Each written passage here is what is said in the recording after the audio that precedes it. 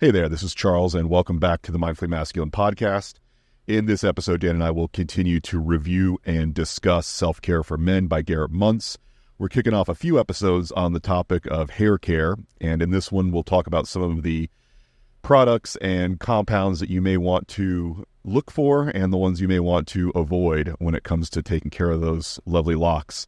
Please follow or subscribe on your chosen podcast app, and you can also find our full episode videos on YouTube. Just look for Mindfully Masculine. Thanks and enjoy.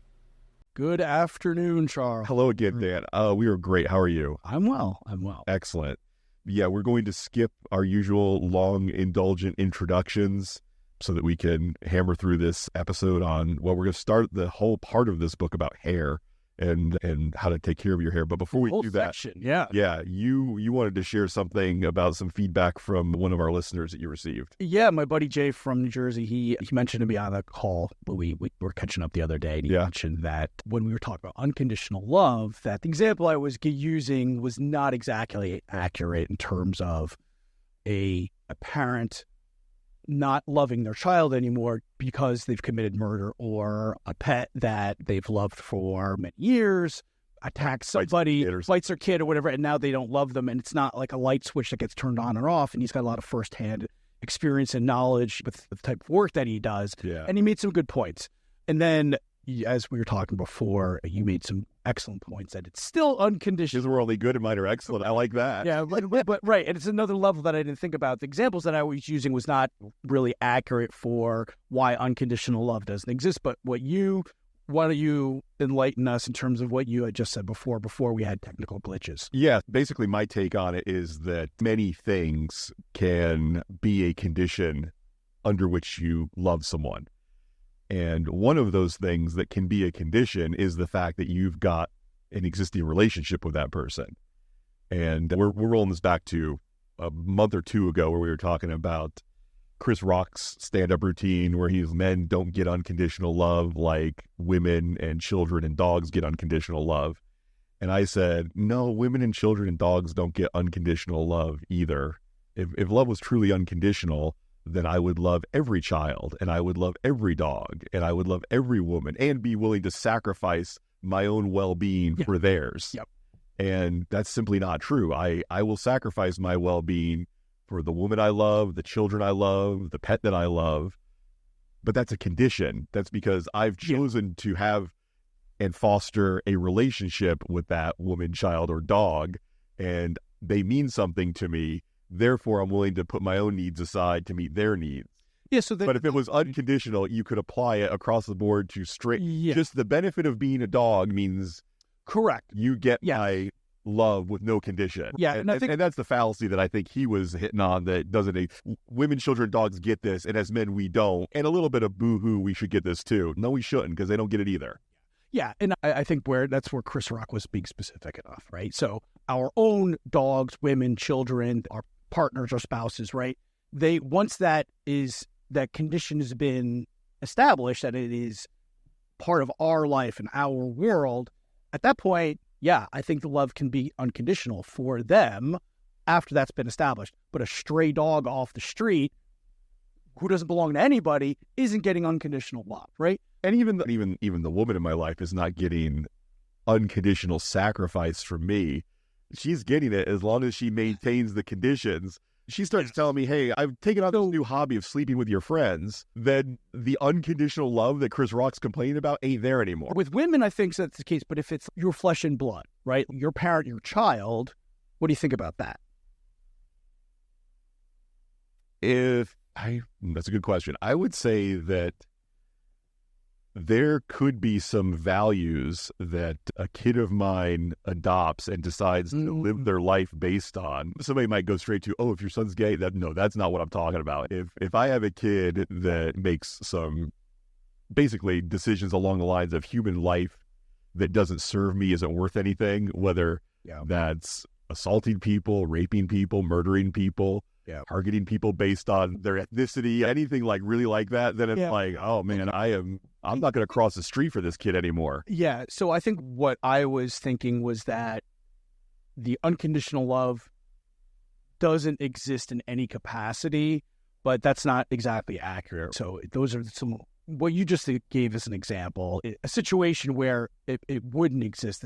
So I think we need to get specific and go, okay, look, it can exist unconditional love, but it doesn't always, once the condition of it's your pet or because again, people. I'm going to say, explain to me what you mean by unconditional, because I feel like, no, there's always condition, even when the news, even with your own people. So on the news, when they interview the parents of somebody who, like a child who's gone and shot up a school, a lot of times the parents, they still love the child. They still express some sort of love for the child. And I think that's an example of, again, okay, well, that it's there. Again, not just because you wouldn't do it doesn't mean it doesn't happen. There's a big rabbit hole we could go down here, which says, okay, I don't know exactly what the ratio is of nature and nurture when it comes to creating a kid that shoots up his school. 47.5. But one could make the argument of they never loved that kid, and that's why he ended up doing what he did. Absolutely. Now, they might think that they loved the kid. They might think that they loved the kid unconditionally. Yeah. But when you see, okay, here's what they were actually willing to do, what they were willing to invest, what they were willing to sacrifice, what they were willing to do to support that kid, as an outsider, we might look at that and say, no, they never loved that kid. Fair. So the fact that they're willing to go on and get in front of a news camera and say, I still love them, big friggin' deal. Your little declaration doesn't really tell me anything about how much you actually love or don't love your kid. Yeah. It's easy to say things and it's hard to do them. Yeah. In that case, yeah, there could be women, children, and dogs that people are willing to unconditionally claim that they love, but I would argue that's different from actually unconditionally loving them. Yeah. Then again, though, what is your definition of unconditional love going to be universal for everybody? In this case, no more than Chris Rock. Good, fair. Okay. He had a definition that he was willing to impose on everybody who's going to hear his special, and one that I think is horseshit. And so now I get to say that. Yeah. It definitely doesn't exist as much as he made it out to be. Yeah. For those categories. And again, I would argue that it doesn't exist at all, because again, if it can't apply to some random pet, woman, child that's just dropped into your hypothetical scenario, if it doesn't apply to them, then it doesn't apply, because conditions are conditions, and conditions can be a lot of different things. And the fact that that condition is, I spent the last 18 years raising them or whatever, that's a condition. And that's a feeling that you're not even willing to claim that you have for a kid on the other side of the world that you don't know. That's where I'm at on that. All right. But I'm glad that your buddy had some insight to share and spur some conversation. Yeah, and he wanted to do a call-in. He wanted some live streaming. He's like, you need a call-in function or maybe a text-in function. Maybe we need to do some live streaming. I guess we could. At least just do a live stream. We could make Zoom or Google Hangout or something like that work. Yeah. We'll look into it. We'll put it on the list of things we want to accomplish. Yeah. You're keeping that list, right? Yeah. I'm not keeping it. Okay, so let's talk about hair. First off, he does mention the good hair day effect, which I certainly am I've experienced that before. Mm-hmm. Right after you get your hair done, you do feel better and carry yourself a little different and feel just happier and more confident. And I like that. And that's why part of the reason I go to the barbershop so often. How your hair makes you feel on the inside can absolutely have an impact on you in a positive way. That's why you do things like, I got a date, I got an interview, I'm going to get my hair cut before I go. Or if you don't, just doing your own styling at home can definitely impact that. I like your hair's getting spiky. If it gets a quarter of an inch longer, I think we may have to frost some tips. We're not frosting any tips. No, we're not frosting any tips. All right, but it looks cloth. Yeah, thank you. Yeah, I'm just about at the point where I need to get a haircut. So. Really? Yeah. How often do you go? Every 5 weeks, something like that. Yeah, I read recently the average is like 7 weeks. Okay. And I'm a 2-week guy. I go just about every 2 weeks because especially when I'm wearing the sides really short. Yeah, you're going to have to. Then it doubles in length every 10 days, so I have to go fairly frequently. Okay, so the first thing he throws out there, really the title of the section is throw out the 3-in-1, which I feel personally accused here. Product developers and marketers believed for a long time that the only way to get men to use hair products was to consolidate them into one. Which, why not? You got the Swiss Army knife, right? Yeah, where it's like multi-tool. Every Christmas, there's some new multi-tool out, right? Yeah, I generally don't carry a pair of scissors, and I generally don't carry a corkscrew, but if you put it on a Swiss Army knife, then it might make its way into my pocket. Yeah, that's true, but he does go out of his way to say products that are made to wash the skin on your body are not the right ones for your hair, and I'm going to tend to agree with him. I no longer use a 3-in-1, 5-in-1, 8-in-1, whatever in one, unless I'm traveling, and then it does make a little bit more sense. But I'm willing to accept the fact that it's not as good for my hair when I do that, but I'm willing to trade convenience for luster. Okay, so yeah, he does spend a lot of time saying, do not use those products. He then goes on to say, do not shampoo your hair every day. As we've been saying for weeks, and people have been pushing back on, the most you should be washing your hair is every other day, and many men can go even longer, like once a week. Yeah. You want to strip away all the oils, and the natural oils are healthy for the hair and for your scalp. So you want to be careful to not dry it out too much. Now, he does say later, though, to shampoo or condition every day. Yeah. But you do not have to clean/wash your hair with a shampoo every day. And I think he's right. And most conditioners do form or do act as some form of cleanliness as well. A little bit of cleaning. Yeah, I would think so. It's just not as harsh. He does suggest you use the right shampoo. If you've got thin hair, they've got shampoos for that. If you've got curly hair, they've got shampoos for that. If you've got dry hair, they've got shampoos for that. Colored hair, they've got shampoos for that. Yes. And yeah, you should. And I would say, I don't know that my barber is going to have recommendations, the guy that I'm going to right now for this kind of stuff. But if you're going to a stylist, they will have recommendations. And now, when you go to a barber, do they wash your hair? My barber does not.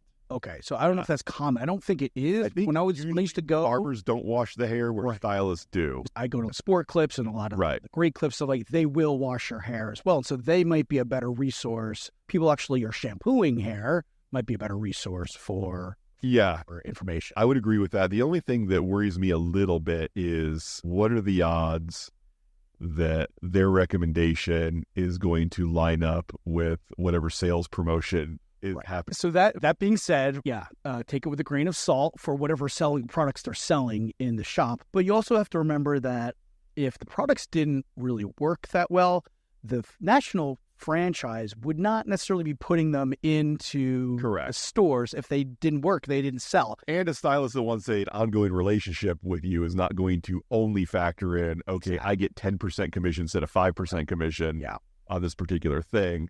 But it is something that I think of when, especially when they give me unsolicited advice of, what you need to be using is blah, blah, blah. Versus asking. Sure. Correct. Yes. If I ask, then I think I'm more likely to get an answer that I can trust than if it's, by the way, your hair is really fill in the blank.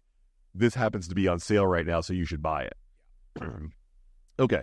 Always use conditioner, as we said. When you are shampooing your hair, go ahead and use that as an opportunity to massage your head, massage your hair, massage your scalp. And not only does it feel good, but does some important work to help the shampoo clean your scalp and also stimulate blood flow and get some of the dead skin off of your scalp.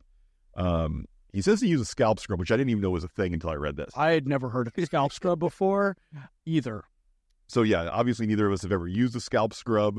He said the most scalp scrubs will also function as a shampoo, but if they don't, you should use the scalp scrub first and then use your shampoo. He does say to dry your hair gently, which I never do. I do not either. I am all about the towel rubbing. I throw the towel on there, and my goal is to get it from wet to dry as fast as possible.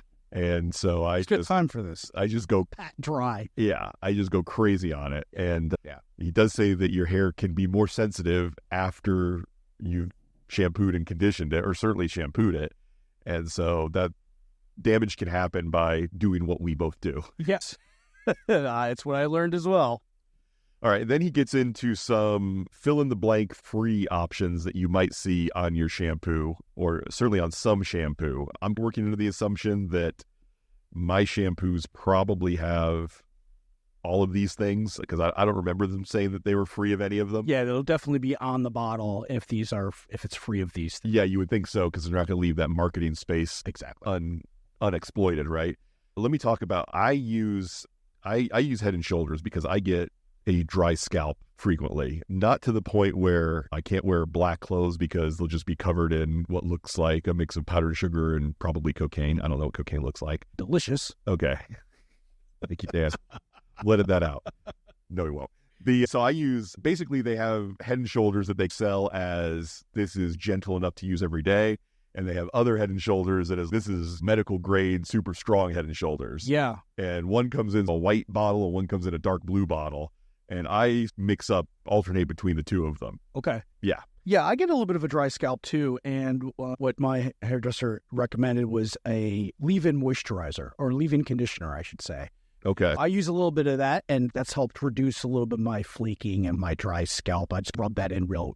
I use that too. I use Tea Tree has a leave-in moisturizer. I don't know if it actually has tea tree oil in it or not, because I know that can dry things out. But Tea Tree, the product line, I was going to say, skin and hair moisturizer. So if it's tingling, then there's tea tree oil in it. It smells good, but I don't know if it tingles. Okay. All their stuff probably has some level of tea tree, but that might be more marketing. I don't know. But it does make my hair feel pretty good. I used it today. Okay. So it's a leave-in conditioner. Oh, good. And I rub that into my scalp and my hair. And then if I'm putting in some sort of a cream or clay, I do that afterward.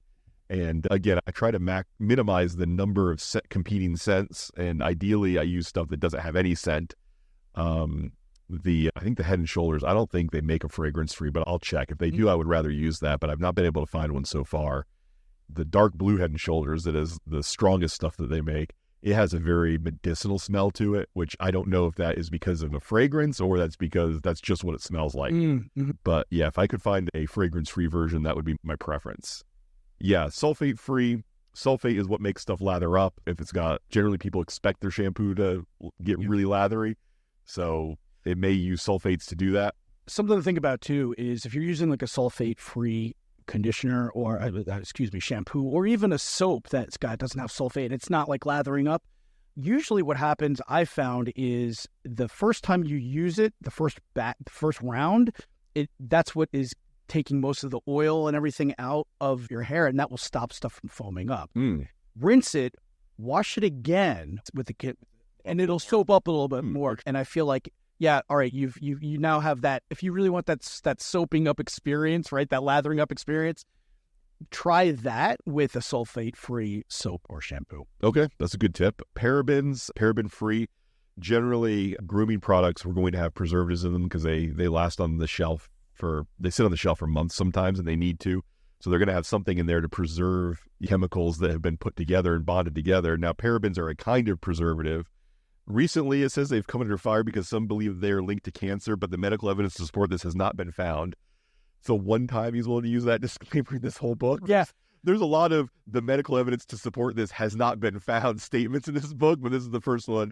Right. Where he draws the line. You remember, anything that you're putting on your skin, your scalp, your hair, that does get absorbed into your body. I'm a big proponent of being as natural as possible. If you can eliminate preservatives and chemicals and things that you really can't pronounce, you're not sure what they are, I think that's a better route to go rather than rolling the dice necessarily. I'm more of a dice roller, man. I know you love those dice. Yeah, based on how things feel and smell. Yes. Whether or not they kill or keep me alive is secondary to that. But one of us has to be a hedonist. Okay. How do you want to pronounce the next one? Phthalate-free? It's phthalate-free, I think. Phthalate-free. I think Phthalate. That's a lot of consonants. The PH, Q, and U are all silent and dumb. Yeah. Basically stuff that has a gel-like texture, such as pomades and stuff, that have that texture and have a fragrance. And they want basically, if you want your pomade to sit on the shelf, both at the store and in your house, and still smell like cologne after a long time, then there's a good chance it's got some phthalates in it. And he's recommending that these are considered endocrine disruptors, which means they may be linked to certain forms of cancer. I didn't know that endocrine disruptor and cancer is the same thing, but he says it is. Yeah, so basically just the endocrine is your hormone system. So if something gets involved or disrupts your hormone system, then by its very nature, it causes cancer? That's not self-evident, but Yeah, I'm not sure about that. Possibly. Hormones do affect a lot of things, and I'm sure that at some point it could potentially cause some sort of cancer if your hormones are not lined up. I can't give an example, but I can't say that it doesn't. Either way, messing with your hormones from putting something on your skin, look, they have topical estrogen, topical testosterone that you put on. So why not? Yeah, so it could absolutely affect your hormones. Yeah, I'm just wondering, is there a parts per million? Is there a deaths per thousand that is relevant to this? I mean, because again, I'm sure this is the idea of, okay, yes, maybe there's some correlation to people who have cancer and people who use shampoo with phthalates or pomade with phthalates in it. How do we know whether this is important enough to give a rat's ass about, and how do we know that it's not? I don't. There are quite a few shampoos and soaps out there that say phthalate-free. Okay. So my guessing is there's enough studies out there. I'm guessing there's enough studies out there that it seems to be pretty widespread. It's pretty common to see that stuff on there. So. But not enough studies that the government says you can't put phthalate in your stuff anymore. Yeah. Or who knows? You think about the hormone-free language that they put on milk and eggs, where it's been illegal to give those animals hormones for years, but they still market them as hormone-free, even though they're all hormone-free. Yeah. I was watching the first episode of Mad Men where Lucky Strike comes in after basically the tobacco industry is no longer able to make health claims about their product. And Don Draper's brilliant idea is Lucky Strike, it's toasted. And the son of the guy that owns the company is like, yeah, but all cigarettes have tobacco that's toasted. And Don's, no, all cigarettes kill people except your cigarettes are toasted. Yeah. And so some of these fill in the blank. We may be talking about substances that have been banned for decades, but it's still advertised that they're free of it. Absolutely. So it helps them move product. And if any of this stuff is a big enough deal that you think it matters and you think it should influence your buying decisions, go ahead and make a Google search. As far as I know, Google's still free. And you can find out, like, okay, how much should I worry about this? Is this chemical even in the products that I might be buying? And is it just some brands decide to advertise based on it and some decide not to mention it? Because that is a possibility. Yeah, so there's a couple good places to look up this stuff, like Environmental Working Group, EWG is one, examine.com, consumerlab.com. All of those are independent organizations that do a lot of testing when it comes to food and chemicals and things like that. It might be good places to at least start your research. Okay. The last thing we want to say about dandruff is if you've got a dandruff issue, he recommends you speak to your dermatologist, as if I have a dermatologist. I will speak to somebody who claims to be a dermatologist on Reddit and see what he has to say. Although I've got full medical insurance now, Dan, so why don't I blow $50 on talking to dermatologists? There you go. I want to finish this real quick because I'm running late for my therapy appointment with Renata. You can buy good stuff at the supermarket or at Walmart. You don't have to go to just a salon. I would say start free and start sulfate-free, or not free. Start cheap and sulfate-free and work your way up until you find something that you like. Sample with travel sizes first. I love this idea. And see if you like it and if it works for you. And then before you go to Costco and buy the 55-gallon drum, ask an expert, which means, again, generally I would say, I love my barber, but I'm not asking him hair care advice. I'm not even asking him, how do you think this would look on me? With my barber, it's do this, and he does it, and I'm thrilled with him for that. If you want to get a whole hair care regime going, go and drop some money at a fancier stylist and listen to what they tell you, and then go back to your barber where it's cheap. Yep. Yeah. Okay. And then finally, for men products, for the most part, for men means we put a fragrance in here that you might like and you might think is a little bit more manly. But again, he takes the chance to reiterate, don't use 3-in-1s. Yeah. And a lot of times those for men products, they're almost the same as for women, but they have a different color of the bottle. They just change it to black or gray. Which can often make them cheaper, which is unfair to women, but such as it is. Blue razors are cheaper than pink razors. There you go. And I don't feel guilty enough about that to buy pink razors. But almost.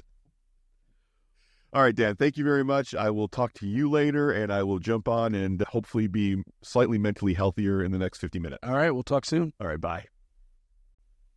Wow, you made it through the whole thing, so you must like us at least a little bit, in which case you should definitely follow or subscribe to our show in your chosen podcast app. Thanks. We'll talk to you next time.